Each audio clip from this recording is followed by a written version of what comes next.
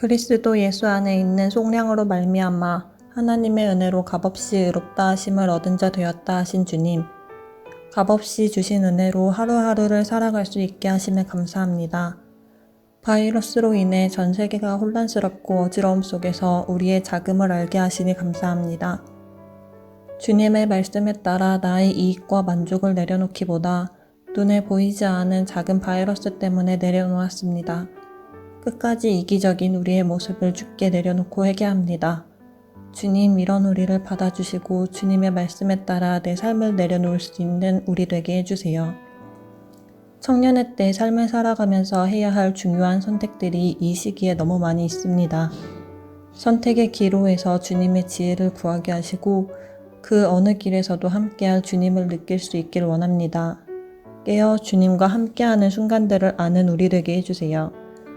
모이기에 힘쓰라 하셨지만 나의 삶이 더 중요해 힘쓰지 못했던 날들을 회개합니다.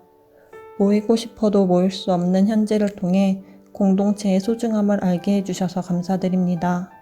이제는 함께 모여 찬양하며 예배드리는 즐거움을 누릴 수 있도록 인도해 주세요. 이제 말씀을 듣습니다. 말씀 전하시는 목사님과 함께 하시어 우리에게 주님을 더 알아갈 수 있는 통로 되게 해주세요. 각자의 집에서 예배를 드리지만 모두 동일한 은혜 내려주실 줄 믿습니다. 이 시간 우리의 예배를 기뻐 받으실 것을 믿으며 예수님 이름으로 기도드렸습니다. 아멘.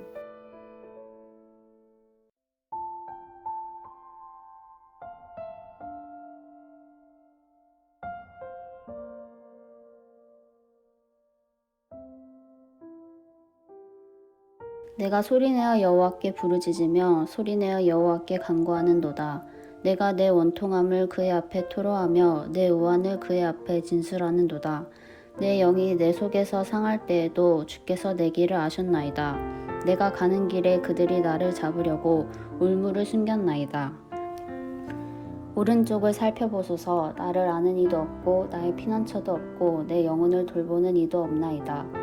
여호와여, 내가 주께 부르짖어 말하기를 주는 나의 피난처시요 살아있는 사람들의 땅에서 나의 분깃이시라 하였나이다. 나의 부르짖음을 들으소서. 나는 심히 비천하니이다. 나를 핍박하는 자들에게서 나를 건지소서. 그들은 나보다 강하니이다. 내 영혼을 옥에서 이끌어내사 주의 이름을 감사하게 하소서. 주께서 나에게 갚아주시리니 의인들이 나를 두르리이다.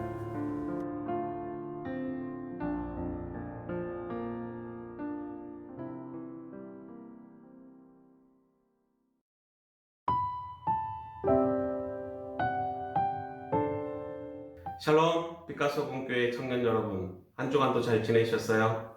또 우리가 이렇게 인터넷으로 여러분들을 만나게 되고 예배하게 되네요.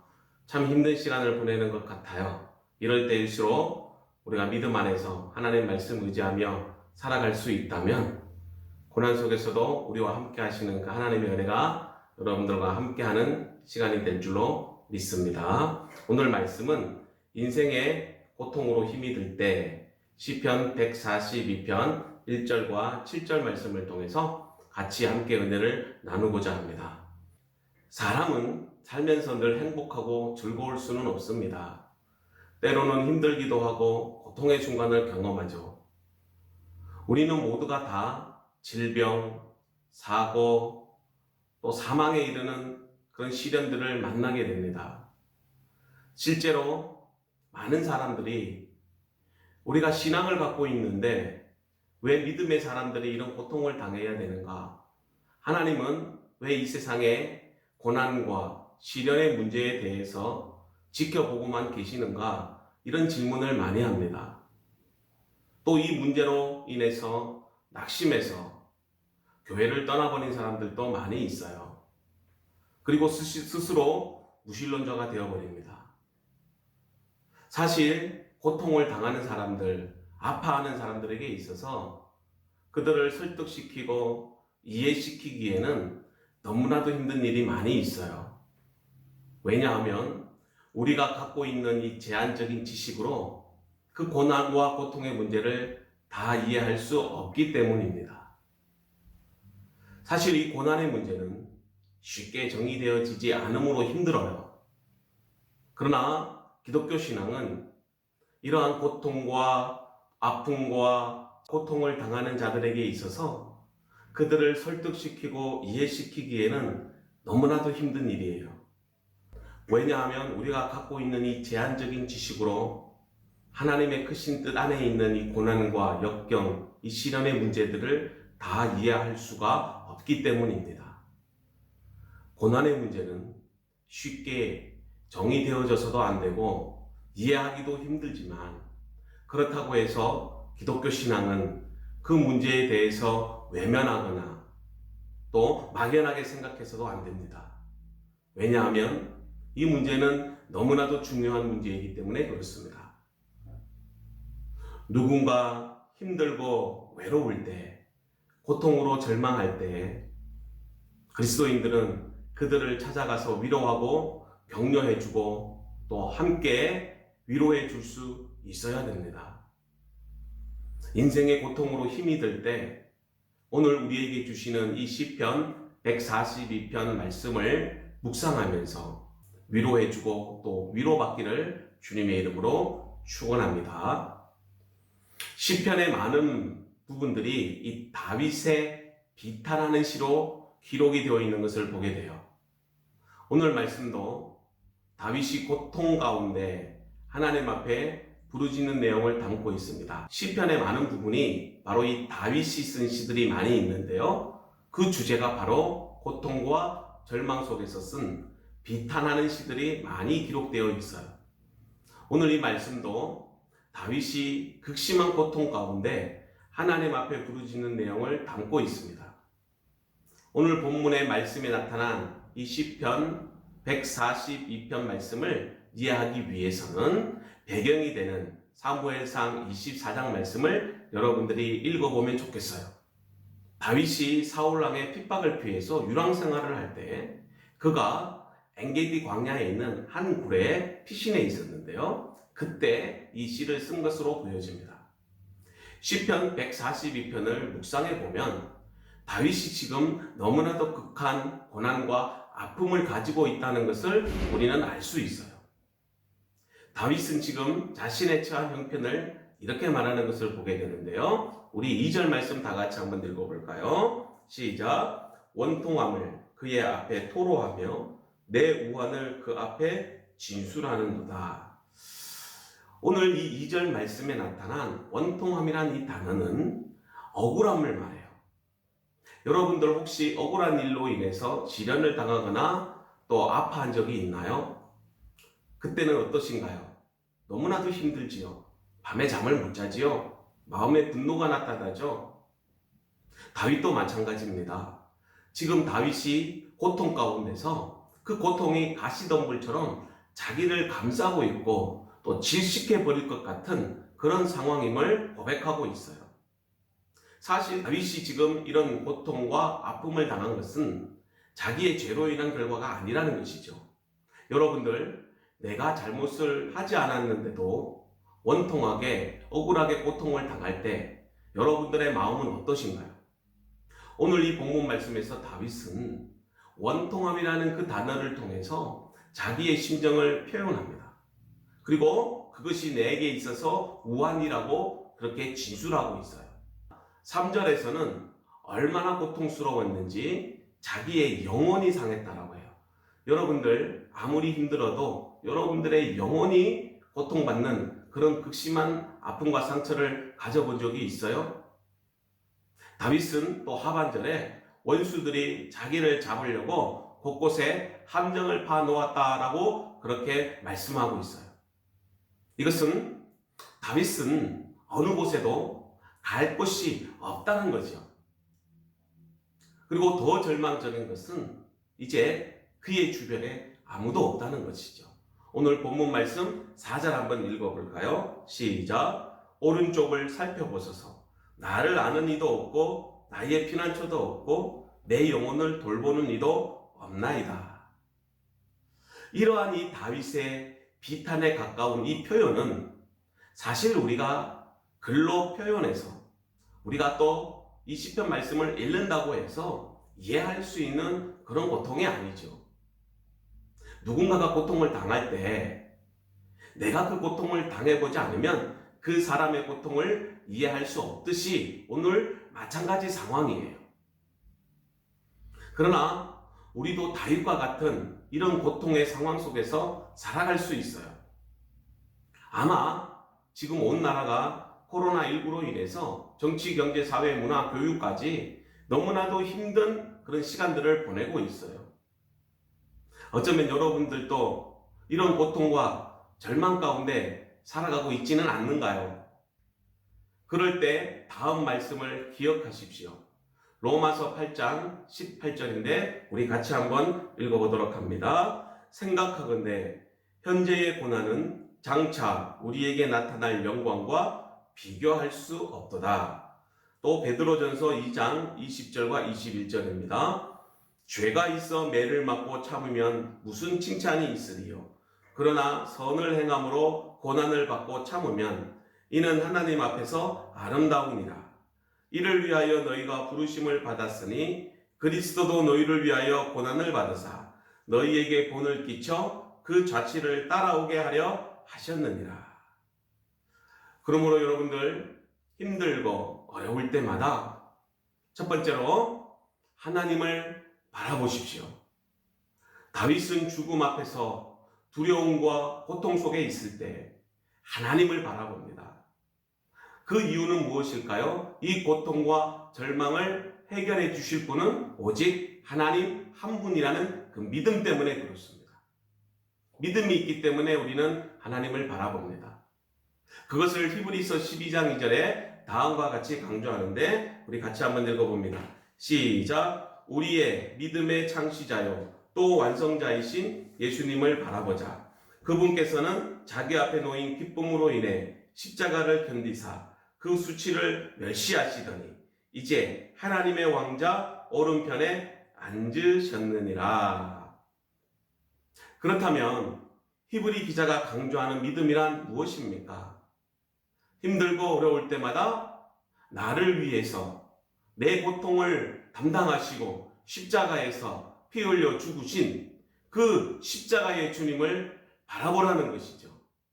바라볼 때 나의 고통도 나의 절망도 기쁨으로 바꿀 수 있다는 그 확신에 찬 믿음을 우리에게 가르쳐주고 있어요.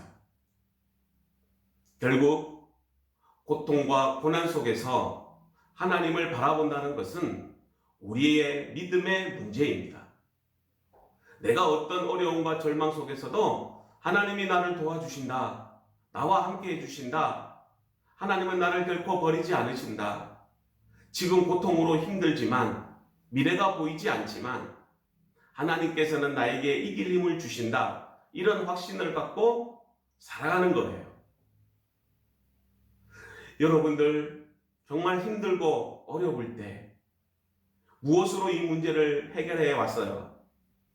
사람들은요, 돈을 의지합니다. 친구를 의지합니다. 권력을 의지합니다. 그러나 일시적으로는 그것이 우리에게 즐거움을 주고 만족을 줄 수는 있지만 그러나 근본적인 우리의 잃어버린 기쁨을 해결해 주지는 못합니다. 오직 우리의 모든 문제를 해결할 수 있는 분은 천지를 창조하신 우리 하나님, 그분께서 우리의 고통을 들으시고 그 문제를 해결해 주신다는 것이죠. 이것을 믿음으로 확신하고 담대하게 그 고통과 맞서 나가야 합니다. 그러면 성령께서 우리를 도와주시고 이길 수 있습니다. 이스라엘 백성들이 광야에서도 얼마나 힘든 세월들을 보냈나요? 그러나 주님이 함께 하심으로 그들은 그 힘든 광야 생활을 견뎌나갈 수 있었어요. 여러분, 가장 큰 복이 무엇일까요? 하나님이 우리와 함께 하는 것입니다. 하나님이 함께 하실 때 우리는 이 고난을 이겨나갈 수 있습니다. 무엇이 소망인가요? 무엇이 즐거움인가요? 오늘도 믿음으로 확신하고 날마다 주님을 바라보는 저와 여러분들이 되기를 주님의 이름으로 축복합니다. 다윗은 오늘 본문에서 이것을 우리에게 가르쳐주고 있어요. 5절 말씀을 다 같이 보겠습니다. 시작. 여호와여, 내가 주께 부르짖어 말하기를 주는 나의 피난처시요 살아있는 사람들의 땅에서 나의 분깃이라 하였나이다. 그렇습니다. 다윗의 이러한 고백은 고통과 고난 속에서도 하나님이 함께 해주심으로, 하나님이 도와주심으로 나올 수 있었던 그런 고백이지요. 주님은 우리의 피난처시요 나의 분깃이 되십니다. 우리는 이것을 믿어야 합니다. 확신해야 합니다. 그 어떤 슬픔과 고통 속에서도 우리는 이 말씀을 붙잡아야 됩니다. 바로 하나님이 우리의 삶의 구원자이요 이 모든 문제를 해결할 유일하신 분임을 믿고 나아가면 우리의 고통과 절망과 아픔도 견뎌나갈 수가 있습니다. 결국은 믿음의 문제지요. 이 고난과 고통 속에서, 죽음의 위기 속에서 다윗이 할 수 있는 일이 무엇이었을까요? 하나님을 절대적으로 신뢰하는 일이었습니다. 다윗은 지금 자기가 이 처한 고통 속에서 아무것도 할 수 없음을 고백합니다. 그렇습니다. 여러분들, 우리의 힘으로는 이 상황을 극복해 나갈 수 없어요. 너무나도 괴롭고 힘들어요. 그러므로 우리에게 필요한 것은 바로 하나님이십니다.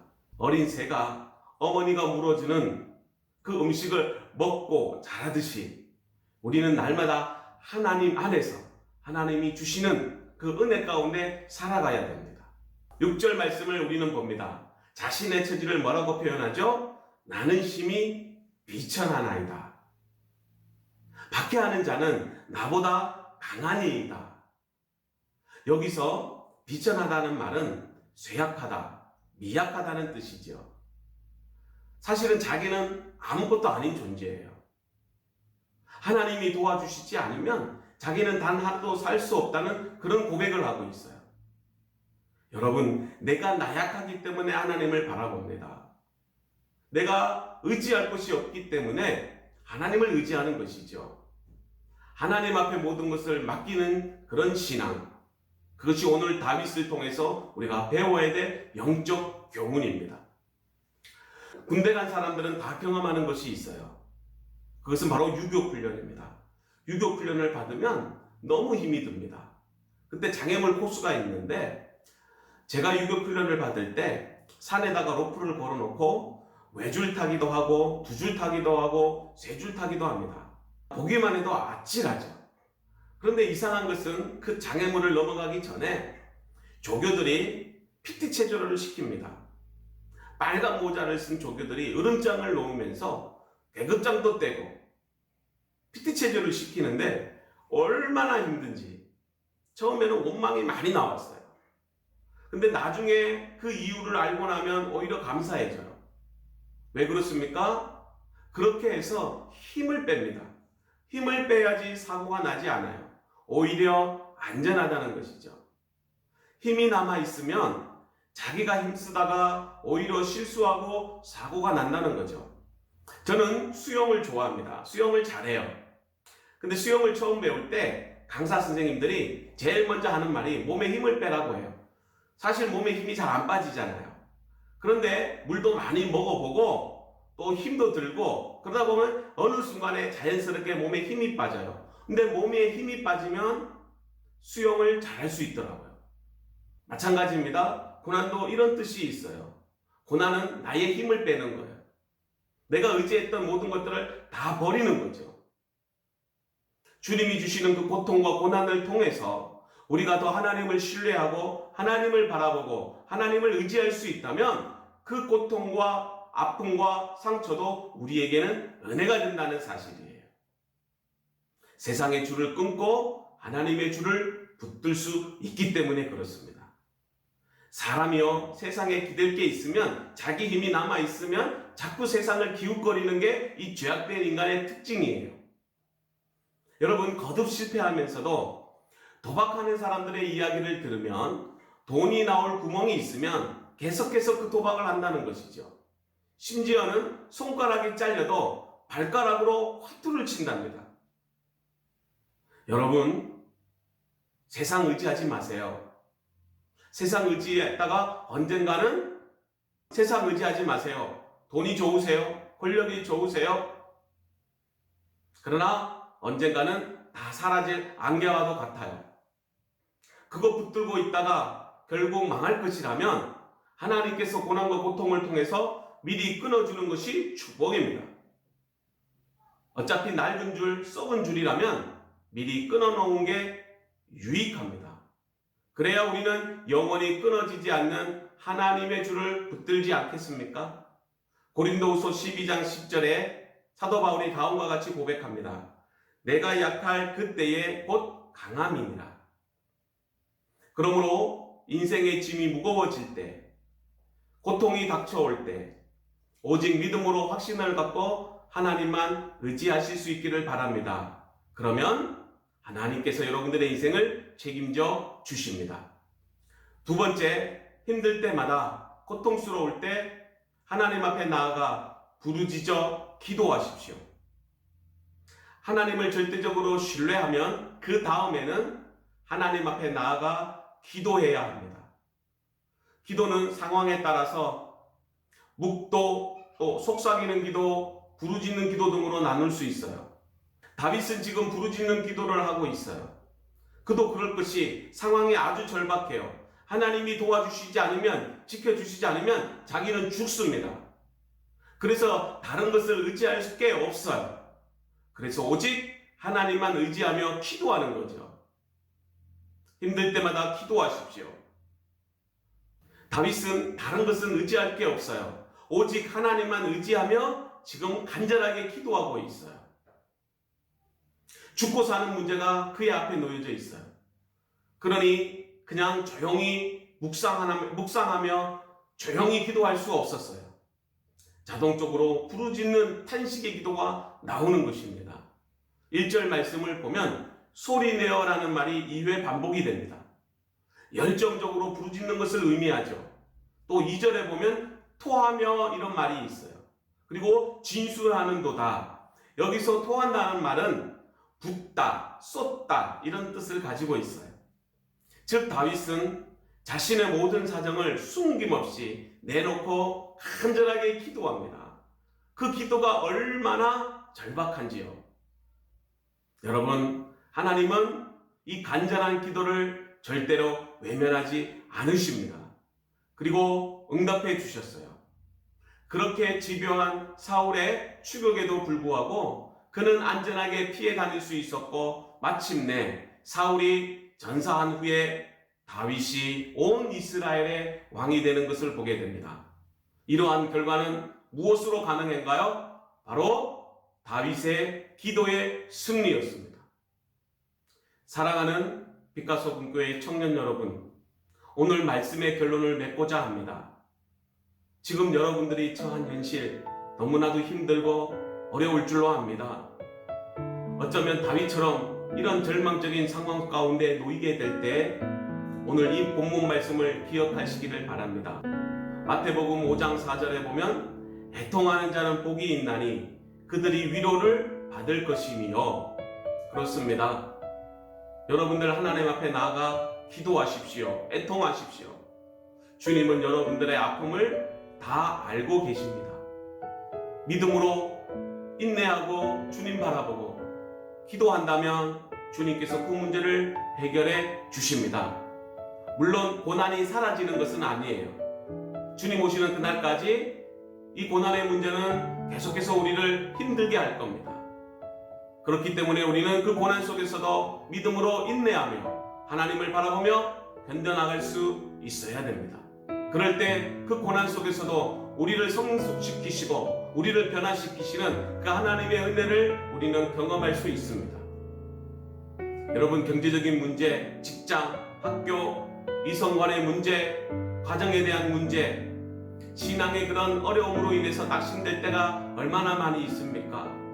그럴 때 여러분들의 삶의 현장에서 주님을 바라보십시오. 오늘 지금 당장이라도 하나님의 말씀을 묵상하십시오. 지금 당장 골방에 들어가서 하나님 앞에 기도하십시오. 그럴 때 하나님께서 여러분들의 믿음과 기도를 들으시고 여러분들의 삶을 회복시켜 주실 것입니다. 힘들더라도 믿음으로 참고 견디며 이겨나가는 저와 여러분들이 되기를 주님의 이름으로 축복합니다. 기도하겠습니다. 하나님 아버지, 감사합니다. 오늘도 이 다윗이 고통과 절망 속에서도 원망치 아니하고 믿음으로 주님을 바라보며 인내하며 하나님의 때를 기다리는 것을 보게 됩니다. 하나님, 그럴 때 우리가 주님 바라보면서 기도하는 그리스도인들이 될 수 있도록 도와 주시옵소서. 고난의 상황을 보면 우리는 낙심하고 절망합니다. 그러나 그 고난 가운데 함께 하시는 주님을 바라보면 풍랑도 잔잔케 하시는 그 주님의 놀라운 은혜를 우리는 경험합니다. 하나님, 우리가 고난 속에서도 인내할 수 있는 것은 믿음의 문제입니다. 믿음 없음을 불쌍히 여겨 주시옵시고, 우리가 그동안 기도하지 못했다면 지금이라도 힘들고 어려운 순간에 하나님 말씀 의지하게 하시고 기도의 골방의 자리로 들어가서 간절하게 주님 바라보며 기도하는 성숙된 그리스도인들이 되게 하여 주시옵소서. 우리 믿음의 청년들 너무나도 힘든 상황을 경험하고 있습니다. 이 위기를 주님의 그 은혜로 잘 극복해 나갈 수 있도록 도와주시고, 이 고난과 고통 속에서도 우리의 믿음이 더 성장하고 아름다운 열매를 맺기까지 저희들 주님만 신뢰하는 믿음의 그리스도인들이 되게 하여 주시옵소서. 다음 만나는 그 순간까지도 주님이 지켜주시고 날마다 하나님의 도우심으로 승리하는 삶이 되게 해 주시옵소서. 예수님의 이름으로 감사하며 기도드리옵나이다. 아멘.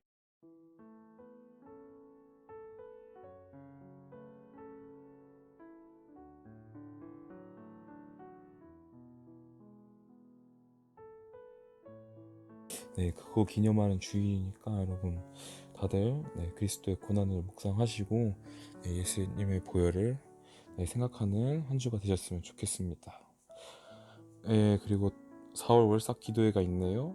근데 4월 월삭 기도회는 영상으로 드립니다. 새벽에 일어나서 유튜브 켜야 하는 생각하니까 또 너무 피곤할 것 같은데 여러분 한 번도 빠짐없이 꼭 예배 드리셨으면 좋겠습니다. 다음 청년부 온라인 예배도 주일 오후 1시 30분에 또 드려질 예정이고요. 다음 또 정기 모임 추후 공지가 있을 때까지 교회 내 모든 모임은 당분간 연기되었습니다. 청년부 차량 봉사자도 지금 모집하고 있는데요. 운전에 좀 자신 있고 또 봉사하실 수 있는 분들 임리더나 목자에게 꼭 말씀해 주세요. 청년부 카카오톡 채널 다들 보셨죠? 그 목장 카톡방에 올라온 거 그거 친추해주세요. 그 청년부의 정보를 또 쉽게 전달하고 또 정보 받으면서 이제 또 예배도 링크 타고 쉽게 들어갈 수 있으니까 얼마나 좋습니까? 여러분 그리고 코로나 때문에 좀 집에 혼자 잘 보내고 계시나요?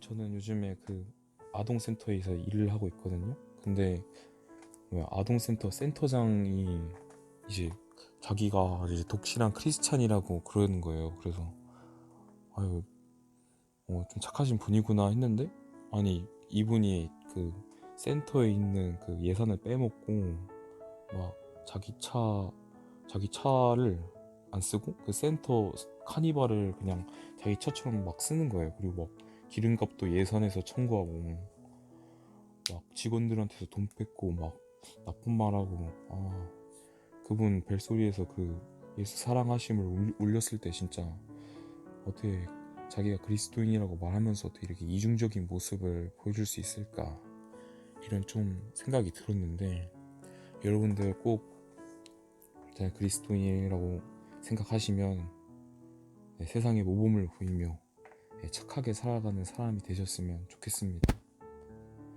목사님이 재밌는 얘기 하라 해서 제 일상에 있던 얘기 했는데 딱히 재밌진 않았네요. 여러분 다음 주에 또 찾아뵙도록